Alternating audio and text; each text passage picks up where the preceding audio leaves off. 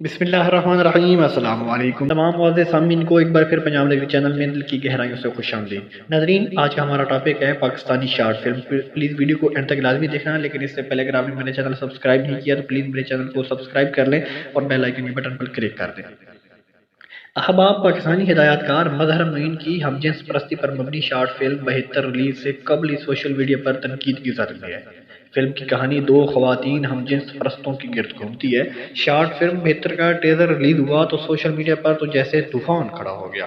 حال ہی میں academy award کے لیے نامزد ہونے والی جوائے لینڈ کی طرح اس شارٹ فلم کا عنوان بھی متنازع ہے، لیکن اس کو بنانے والوں کے مطابق اب وقت آ گیا ہے کہ اس قسم کے موضوعات کو عوام کے سامنے پیش کیا جائے۔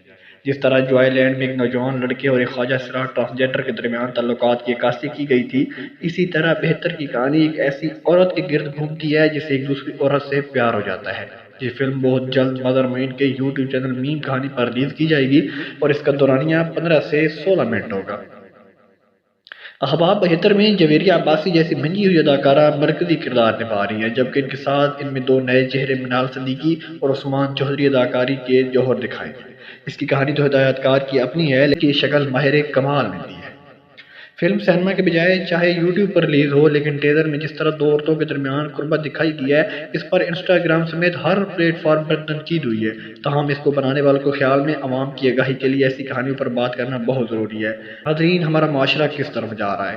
تعالیٰ ہمیں صراط مستقیم پر چلائے۔ ناظرین، اگر آج کی ویڈیو اچھی لگے تو پلیز میری ویڈیو کو لائک کرنا اور میرے چینل کو سبسکرائب لازمی کرنا تاکہ ہر آنے والی نئی ویڈیو اب تک پہنچ سکے۔ ملتے ہیں انشاءاللہ نیکسٹ ویڈیو میں، تب تک محمد اسلام کو دیجیے اجازت۔ اللہ حافظ۔